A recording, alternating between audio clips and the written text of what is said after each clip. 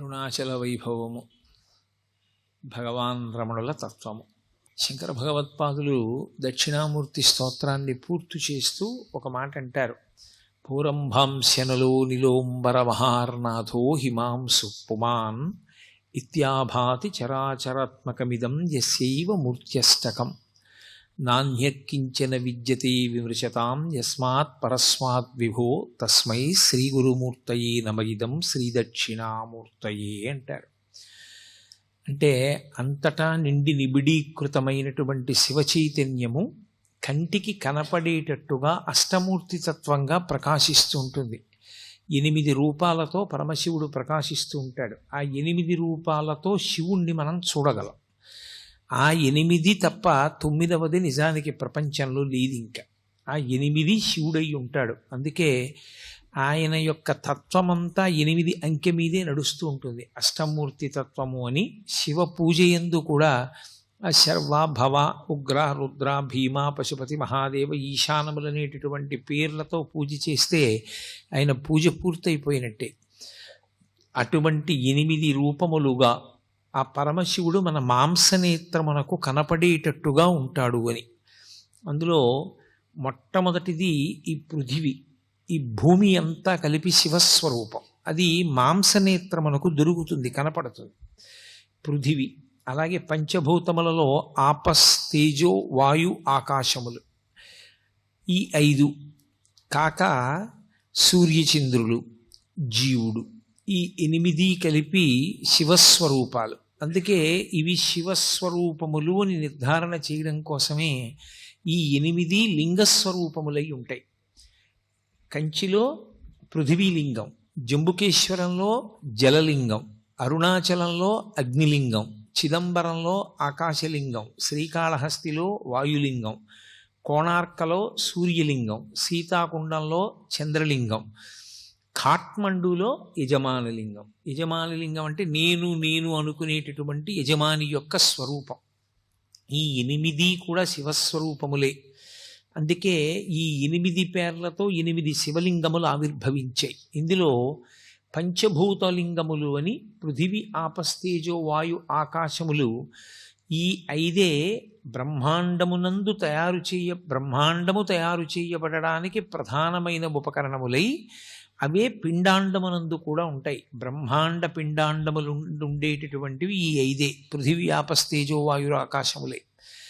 ఇందులో మళ్ళీ నేను మీతో మనవి చేసినట్టుగా కంచిలోది పృథివీలింగం తెలుస్తుంది. ఎందుకనంటే మీరు కాంచీపురం వెళ్ళి చూస్తే ఏకాంబరీశ్వరుడని పేరు కలిగినటువంటి పృథ్వీలింగానికి నీళ్లతో అభిషేకం లేదు. ఎందుకంటే నీటితో అభిషేకం చేస్తే కరిగిపోతుంది ఆ లింగం. అందుకని నీటితో అభిషేకం చెయ్యరు. ఒక్క మల్లె నూనెతో మాత్రమే దానికి అభిషేకం. కాబట్టి కంచిలో పృథివీలింగం తెలుస్తుంది. జంబుకేశ్వరంలో జలలింగం తెలుస్తుంది. శ్రీరంగం వెళ్ళిన వాళ్ళు ఆ పక్కనే తిరువాణక్కోయిల్ అంటారు వాళ్ళు. ఆ తిరువాణక్కోయిల్ వెడితే ఆ పరమేశ్వరుని యొక్క శివలింగం దగ్గర ఎప్పుడూ నీరు ఊరుతూ ఉంటుంది. అది ఎవరి మీద ప్రోక్షించరు, ఆ నీళ్లు తీసి పోసేస్తూ ఉంటారు పక్కన. అలా నీరు ఊరుతూ ఉంటుంది కాబట్టి ఆయన జలలింగం, ఆయన నీటి స్వరూపముతో ఉంటాడు అని. శ్రీకాళహస్తిలో వాయులింగం. వాయువుని చూడడం ఎలా? వాయువుని చూడడం కుదరదు. కానీ వాయువు శివుడై ఉన్నాడని గుర్తు ఏమిటంటే శ్రీకాళహస్తిలో శివలింగానికి ఎదురుగుండా ఒక దీపం ఒకటి ఉంటుంది. ఆ దీపం ఎప్పుడు ఇలా కదులుతూ ఉంటుంది. ఒకప్పుడు విదేశీయులు పరీక్ష చేశారు. తలుపులన్నీ వేసేస్తే దీపాలు ఆరిపోతాయి కదా, ఏదో ఆక్సిజన్ లేకపోతే అని తలుపులన్నీ వేసేసి ప్రయత్నం చేశారు. అన్ని దీపాలు నిధనమైపోయాయి. ఆ ఒక్క దీపం మాత్రం గాలి లేకపోయినా కదులుతూ నిలబడింది. ఆ కదిలేటటువంటిది గాలికి కదులుతూ ఉంటుంది. ఆ గాలి కదులుతూ దీపం వెలగడమే వాయులింగం. యథార్థంగా ఎదురుగుండా కంటికి కనపడే లింగస్వరూపంతో పాటుగా అన్వయం చేసుకుని చూడవలసినటువంటి లింగస్వరూపం గాలికి కదిలేటటువంటి ఆ దీపం. అందుకని అది వాయులింగం. ఇక కంచిలో పృథివీలింగం, జంబుకేశ్వరంలో జలలింగం, అరుణాచలంలో అగ్నిలింగం, చిదంబరంలో ఆకాశలింగం, శ్రీకాళహస్తిలో వాయులింగం. చిదంబరంలో ఆకాశలింగం. చిదంబరంలో ఆకాశలింగం తలుపు తీసి చూపిస్తారు. మారేడు చాలా దండలు వేసి ఉంటాయి. ఆ వెనక శివలింగం ఏమి ఉండదు, గోడ ఉంటుంది. ఏమిటంటే అక్కడ ఏం శివలింగం లేదు కదా అంటే అదే చిదంబర రహస్యం అండి అంటారు. అంటే అంతటా నిండిపోయిన ఆకాశ స్వరూపుడే అక్కడ ఉన్నాడు అని. ఇక అరుణాచలంలో అగ్నిలింగం. ఇప్పుడు కంచి అంటే పృథి ఉంది, శ్రీకాళహస్తి అంటే వాయువు తెలుస్తోంది, జంబుకేశ్వరంలో జలలింగం అంటే నీటి దగ్గర, శివలింగం దగ్గర నీరు ఊరుతోంది. సరే, చిదంబరంలో ఆకాశలింగం అంటే అంతటా నిండినటువంటి ఆకాశమే అక్కడ ఉన్నది తెలుస్తోంది. కానీ అరుణాచలంలో అగ్నిలింగం అంటే అక్కడ అగ్ని ఏది? మీరు అరుణాచలం శివాలయంలోకి వెడితే మీకు అక్కడ అగ్ని ఏమైనా కనపడుతుందా? ఒక పెద్ద జ్యోతిస్వరూపాన్ని అక్కడ ఉంచి, లేదా ఒక పెద్ద నెగడుల ఒక మంట మండుతుంటే అదేనండి శివలింగం అక్కడ అని ఎవరైనా చెప్తారా? చెప్పరు. మామూలుగా శివలింగమే ఉంటుంది. మామూలు శివలింగమే ఉన్నప్పుడు అరుణాచలంలో ఉండేటటువంటి శివలింగం అగ్నిలింగం ఎలా అవుతుంది? అరుణాచలమునందు అగ్నిలింగం ఉన్నది అని ఎందుచేత చెప్పబడింది అంటే, మీరు బయట ఎంత చల్లగా ఉండనివ్వండి, అరుణాచలం దేవాలయంలోకి వెళ్ళి కూర్చుంటే ఒళ్ళు చెమటలు పోస్తుంది, అంత వేడిగా ఉంటుంది. ఆ వేడి నిజంగా అగ్నిహోత్ర స్వరూపంతో ఉంటే మనం తట్టుకోలేమని ఆ వేడి రూపంలో ప్రకాశిస్తూ ఉంటాడు ఆయన. కాదు కాదు, అసలు యథార్థం ఏమంటే అది జ్ఞానాగ్ని. ఆ జ్ఞానాగ్ని ఎవరికి కలుగుతుందో వాళ్ళ కర్మలు దగ్ధమవుతాయి. జ్ఞానాగ్ని దగ్ధ కర్మాణం అంటాడు భగవద్గీతలో గీతాచార్యుడు. ఆ జ్ఞానాగ్ని వలన మళ్ళీ పుట్టవలసినటువంటి అవసరం లేకుండా పాపములన్నీ కూడా కాలిపోతాయి సంచితముతో కలిపి. అంత గొప్ప జ్ఞానస్వరూపమే రాశీభూతమై లింగస్వరూపాన్ని దాల్చింది. అందుకే దాన్ని జ్ఞానస్వరూపమైనటువంటి అగ్నిలింగం. అందుకే అరుణాచలంలో ఉండేటటువంటి శివలింగము భౌతికమైనటువంటి అగ్నికి ప్రతీక, జ్ఞానాగ్నికి ప్రతీక. ఆ శివలింగం ఎలా వచ్చింది అని అడిగారు. ఆ శివలింగం ఎలా వచ్చింది, ఎందుకు వచ్చింది అన్న దాని మీద చాలా విశేషమైనటువంటి వ్యాఖ్యానం చేశారు. ఒకానొకప్పుడు బ్రహ్మ విష్ణువులిద్దరికీ కూడా కలహం ఏర్పడింది. దేనికి కలహం అంటే ఎవరు ఎవరికన్నా గొప్పవారు అన్న విషయం మీద. ఎవరు ఎవరికన్నా గొప్పవారు అంటే ఎవరు ఏ పని చేస్తూ ఉంటారు అన్నది చూడవలసి ఉంటుంది కదా. సృష్టికర్త బ్రహ్మగారు, స్థితికర్త శ్రీ మహావిష్ణువు. ఈ సమస్త భూతములు నేను సృజిస్తే కదూ వాటిని నిలబెట్టడం అన్నది, వాటిని పోషించడం అన్నది. అసలు నేను సృజించకపోతే ఇంకా నిలబెట్టడం అన్న మాట ఎక్కడ వస్తుంది? నువ్వు సృజిస్తే నిలబెట్టకపోతే ఆ సృష్టికి అందం ఎక్కడ ఉంటుంది? కాబట్టి వాళ్ళిద్దరి మధ్య వాదోపవాదాలు పెరిగాయి. అయితే ఇక్కడ ఒక అనుమానం వస్తుంది. 4 వేదములను 4 ముఖములతో చెప్పగలిగిన వాడు సరస్వతీదేవి యొక్క భర్త, ఇంతటి సృష్టికర్త, లోకానికి పితామహుడు, మహానుభావుడైనటువంటి బ్రహ్మగారికి ఇలాంటి అజ్ఞానం పట్టుకుని లోకాలన్నింటినీ దక్షతతో నిర్వహించగలిగినటువంటి వాడు, స్థితికారుడు, ఎందరో రాక్షసులను దునుమాడినవాడు, దశావతారములను స్వీకరించగలిగినవాడు, అటువంటి శ్రీ మహావిష్ణువు ఇటువంటి అజ్ఞానానికి వశుడై వాళ్ళు కూడా అహంకారంతో అలా కలహించుకుంటే ఇక వారు ఒక్కొక్కసారి అలా బుద్ధి పతనమవుతుంది అని అనవలసి వస్తే అంతటి పూజనీయమైన స్థానములను ఎలా అలంకరిస్తారనేటటువంటి ప్రశ్న ఒకటి ఉత్పన్నమవుతుంది. కానీ మీరు ఒక్క విషయాన్ని బాగా గమనించవలసి ఉంటుంది. మాయా అని ఒక మాట ఉంటుంది. ఆ మాయకి అందరూ వశులవుతారు. శివమాయా మోహితులైన నాడు బ్రహ్మగారు విష్ణువు కూడా శివమాయకు వశులైతే వారి యొక్క బుద్ధి ఎందు కూడా ఒక మేఘం కమ్మినట్టుగా కమ్ముతుంది. అంతేకాని అది శాశ్వతమైనటువంటి వైక్లభ్యము కాదు. ఆ శివమాయా మోహితులయ్యారు వాళ్ళు. ఆ శివమాయా మోహితులయ్యారన్న మాటని శివమహాపురాణంలో వ్యాసుడు ఇన్ని మార్లో ప్రయోగిస్తాడు. కాబట్టి వారి మధ్య అహంకార భేదం వచ్చింది, కలహం ఉత్పన్నమైంది, ఇద్దరూ దెబ్బలాడుకుంటున్నారు. ఇప్పుడు అసలు వాళ్ళు ఏ మాయ చేత అలా అయిపోయారో ఆ మాయాస్వరూపము వాళ్ళకి ద్యోతకము కావాలని పరమశివుడు ఒక పెద్ద జ్యోతి స్తంభంగా వెలిశాడు వాళ్ళ మధ్యలో. అది కంటితో చూస్తే పై వరకు వెలుగుతోంది, కిందకి చూస్తే భూమి లోపల ఎక్కడుందో తెలియదు. ఒక పెద్ద స్తంభం. ఆ స్తంభం ఏమిటి? ఏదో లోహంతో చేసిన స్తంభం కాదు, అది జ్యోతిస్వరూపం. ఆ అందుకే జ్యోతిర్లింగము అన్న మాట వచ్చింది. జ్యోతిర్లింగము అన్న మాటకు అర్థం అక్కడ ఏదో జ్యోతి ఉంటుంది, లేకపోతే దీపం వెలుగుతూ ఉంటుంది అని కాదు దాని అర్థం.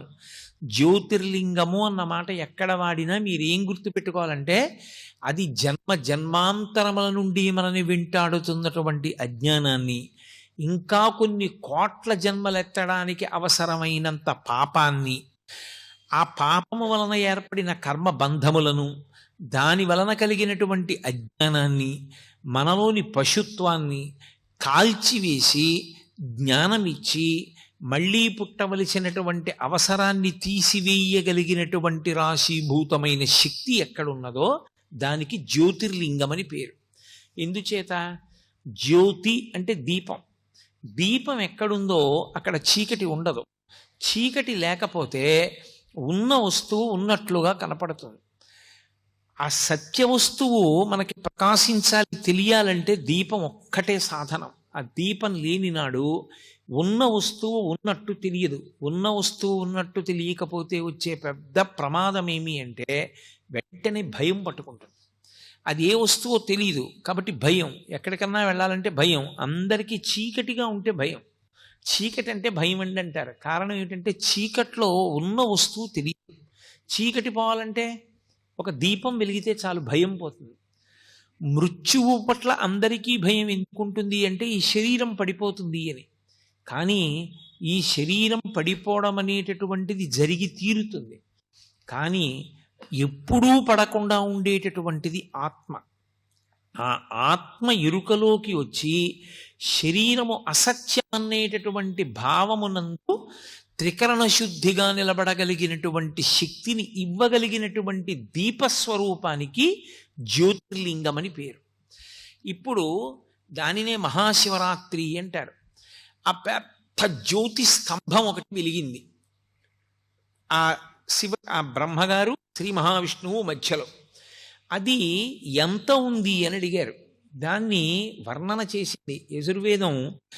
రుద్రాధ్యాయానికి ప్రార్థనా శ్లోకం చెప్తూ ఆ పాతాళ నభస్థలాంత భువన బ్రహ్మాండం ఆ విస్ఫురత్ జ్యోతిస్ఫాటికలింగమౌళి విలసత్పూర్ణిందు వాంతామృతై అంది. అది పాతాళలోకం కన్నా కింద ఎక్కడుంటుంది, ఏముంటుంది అని అడిగితే అక్కడ వరకు వెళ్ళింది. అంటే ఎక్కడ వరకు ఉంటుంది అంటే పాతాళలోకం వరకు చెప్తారు. ఇంకా కింది వరకు వెళ్ళిపోయింది.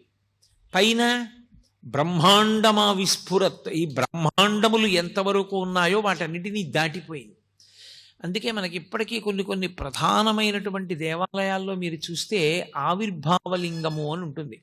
ఆ లింగం దేవాలయంలో ఉండదు, దేవాలయం వెనక గోడ మీద ఉంటుంది. శ్రీకాళహస్తి క్షేత్రంలో దేవాలయం వెనక గోడ మీద కనపడుతుంది. శివలింగం ఉండి శివలింగం మధ్యలో ఏదో చిన్న అవరోధం తొలగినట్టుగా ఉండి దాని మధ్యలో శివుడు సాకారంగా ఉంటాడు.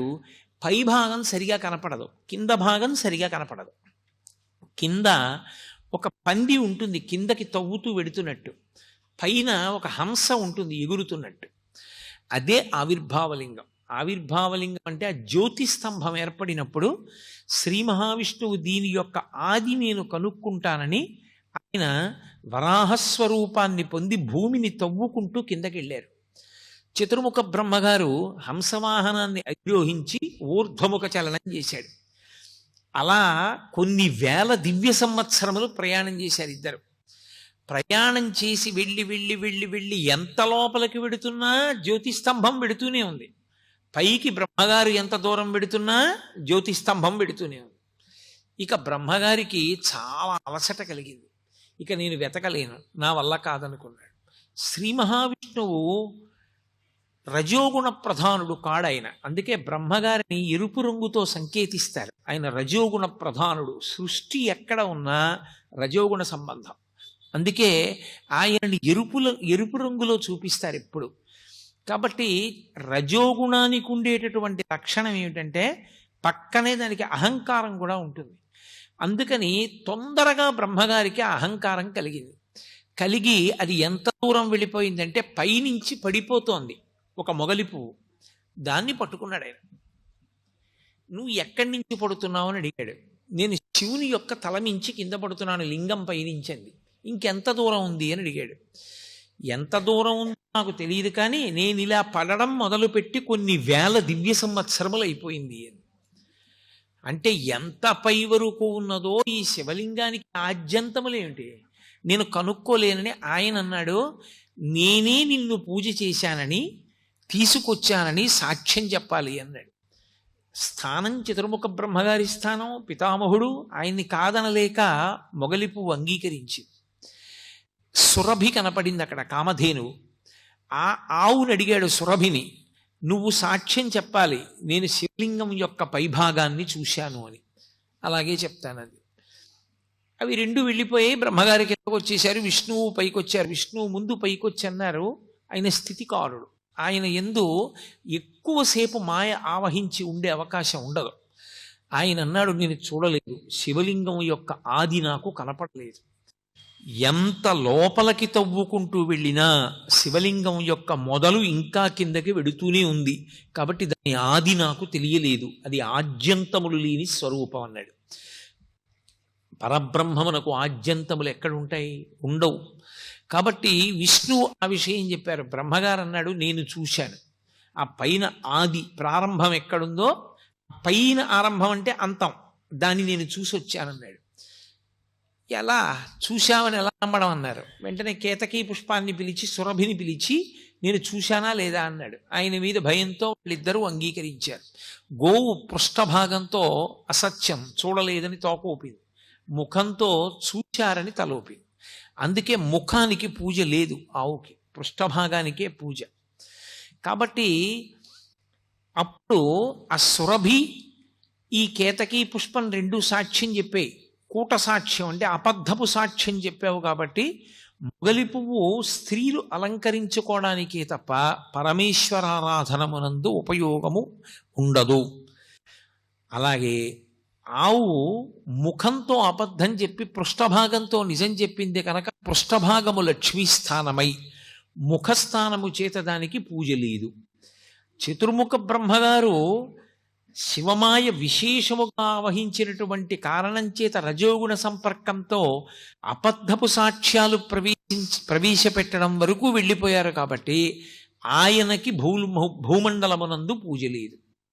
కానీ పూజ చేయించేటప్పుడు బ్రాహ్మణుడు వచ్చి కూర్చున్న స్థానమునకు బ్రహ్మస్థానం అంటారు. అందుకే మీకు పూజ బాగా తెలిసి ఉన్నా బ్రహ్మస్థానం సరిగా పూజ చేయించకపోయినా దాన్ని తప్పు పట్టకూడదన్నారు. ఎందుకనంటే అది బ్రహ్మస్థానం. ఆ వ్యక్తి అక్కడ కూర్చుని పూజ చేయిస్తే ఆ పూజ పరిపూర్ణమైపోతుంది నీ భక్తి చేత. నువ్వు భక్తిగా చేస్తే ఆ పూజ పూర్తవుతుంది. చేయించని దోషం ఏమైనా ఉంటే ఆయనకి ఎడుతుంది. నువ్వు బ్రహ్మగారిని చూడాలి. అందుకే ఉత్సవాలు బ్రహ్మగారి పేరు మీద నడుస్తాయి. బ్రహ్మోత్సవము అంటారు. బ్రహ్మగారే వచ్చి ఉత్సవం చేస్తారు. బ్రహ్మస్థానము పూజ చేసేటప్పుడు అందరిలోకి ఋత్విక్కుల్లో అగ్రగణ్యుడైనటువంటి వ్యక్తిని బ్రహ్మస్థానంలో కూర్చోపెడతారు. కాబట్టి బ్రహ్మగారికి ఆ రెండు స్థానముల వలన పూజ తప్ప ప్రత్యక్షంగా బ్రహ్మకి దేవాలయము కాని పూజ కాని లేదు అని అశరీర వాక్కు, అంటే శివవాక్కు. ఆనాడు అలా వెలిసినటువంటి ఆ అగ్నిస్తంభాన్ని చతుర్ముఖ బ్రహ్మగారు స్తోత్రం చేశారు. స్తోత్రం చేసి మా అహంకారం పోయింది, అసలు నిజంగా పరబ్రహ్మస్వరూపమేదో, ఏది ఆద్యంతములు లేనిదో మాకు అవగతమైంది. కాబట్టి ఇక్కడ ఇదే స్వరూపంతో వెలిసినటువంటి నువ్వు అందరి యొక్క అజ్ఞాన దాహకత్వానికి వీలుగా లోకమునకు అజ్ఞానము పోగొట్టేటటువంటి స్వరూపంతో ఇక్కడ అగ్నిలింగం అన్న పేరుతో అరుణాచలంలో వెలియవలసిందని ప్రార్థన చేశారు. ఆ కారణం చేత అరుణాచలంలో అగ్నిలింగం ఏర్పడింది. అది అక్కడ ఏర్పడినటువంటి శివలింగం. అరుణాచలంలో ఉండేటటువంటి శివలింగానికి అరుణాచల క్షేత్రానికి ఒక ప్రత్యేకమైనటువంటి లక్షణం ఉంది. ఏమిటి ఆ లక్షణం అంటే, పరమేశ్వరుణ్ణి ఒకానొకప్పుడు ప్రార్థన చేశారు, అయ్యా ఇన్ని జన్మలు ఎత్తలేకపోతున్నాం, అందులో వచ్చేది కలియుగం, చాలా తేలికగా అజ్ఞానానికి వశులమైపోతాం, మాయకి లోబడిపోతాం, తప్పు పనులు చేస్తాం, మళ్ళీ పునర్జన్మలు వస్తాయి. మరి అలా రాకుండా ఉండాలంటే మాకు ఒక తేలిక మార్గం ఏదైనా ఉపదేశం చేయండి అన్నారు. ఆయన అన్నాడు, దర్శనాత్ అభ్రసదసి అన్నాడు. చిదంబరం వెళ్ళి ఎలా దర్శనం చెయ్యాలో తెలుసుకుని అలా దర్శనం చెయ్యండి, ఇక మీరు పుట్టవలసిన అవసరం ఉండదన్నాడు. చిదంబరంలో దర్శనం అంటే ఇందాకే మీతో ప్రస్తావన చేశా. తలుపు తీస్తారు సిద్ధంగా ఉండండి అంటారు. ఆ తెర తీస్తారు. ఇలా చూసేటప్పటికి ఇలా జాగ్రత్తగా కళ్ళు నులువుకుని చూస్తారు, ఏం ఉండదు. మారేడు దళాల దండలు వేలాడుతుంటాయి, బంగారు మారేడు దళాలు, మామూలు మారేడు దళాల దండలు ఉంటాయి. తెరహేస్తారు, అయిపోయింది వెళ్ళిపోండి అంటారు. కొంతమంది అంటారు, డాంబికానికి నీకు కనపడలేదా, శివలింగం వెనకాల ఉంది కదూ అంటారు. ఉత్తిది అదేం కాదు. అదేమిటండి ఏం లేదు కదా వెనకాతలంటే అదే చిదంబర రహస్యం అంటారు. అందుకే ఇప్పటికే అర్థం కాని విషయాన్ని చిదంబర రహస్యం అంటారు. ఆకాశము అంటే అంతటా నిండిపోయి ఉంటుంది. అంతటా నిండిపోయిన ఆకాశములో అన్నీ ఉంటాయి. ఇప్పుడు మఠాకాశము అంటాం, అంతటా నిండిపోయినటువంటి ఆకాశం ఒకటి అనంతాకాశము అంటారు. అనంతాకాశమునందు మఠాకాశము అంటే ఓ గదిలో ఆకాశం ఉంటుంది. మళ్ళీ అందులో కుండ పెట్టారనుకోండి ఘటాకాశము, మళ్ళీ ఆ కుండలో ఖాళీ భాగం ఉంటుంది, అది ఆకాశం.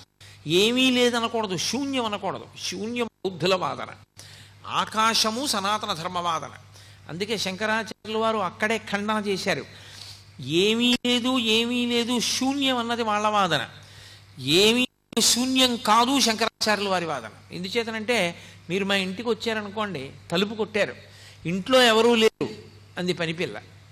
ఓ అయితే కోటేశ్వరరావు వారి భార్య ఏ దేవాలయానికో వెళ్ళారనమాట అని మీరు అన్నారు. ఎప్పుడు వస్తారు అన్నారు.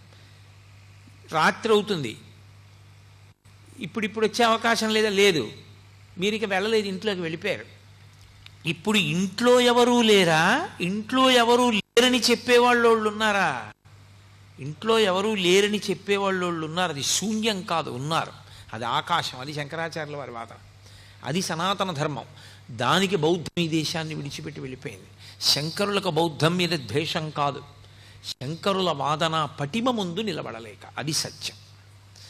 కాబట్టి అటువంటి ఆకాశమును అనంతముగా నిండిపోయినటువంటి ఆకాశ స్వరూపాన్ని ఒక మఠాకాశంగా, ఒక గోడగా చూపించి దానికే వేస్తారు మారేడు దళాలు. అంతటా నిండి నిబిడీకృతమైపోయింది పరమేశ్వర స్వరూపమని అర్థం చేసుకోగలిగిన వాడికి చిదంబర దర్శనం తెలుస్తుంది. లేనివాడికి చిదంబర దర్శనం అర్థం కాదు వెళ్ళిన. అందుకని దర్శనాత్ అభ్రసదసి, చిదంబరం వెళ్ళి దర్శనం చేయమన్నారు కానీ మహాప్రభో మాకు అది ఎలా మనసులో నిలబడుతుంది? అంత తేలిక సాధ్యం కాదు. ఇంకొక మాట చెప్పండి, ఇంకొంచెం తేలిక మార్గం చెప్పండి అన్నారు.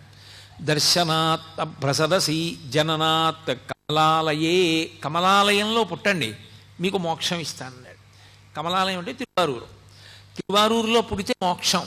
కానీ పుట్టడం మన చేతిలో ఉందా? ఎక్కడ పుడతానో, ఏ కాలంలో పుడతానో ఎవరికి తెలుసు? కాబట్టి పుట్టడం నా చేతిలో ఎక్కడుంది పరమేశ్వర? ఇంకొక మాట చెప్పండి.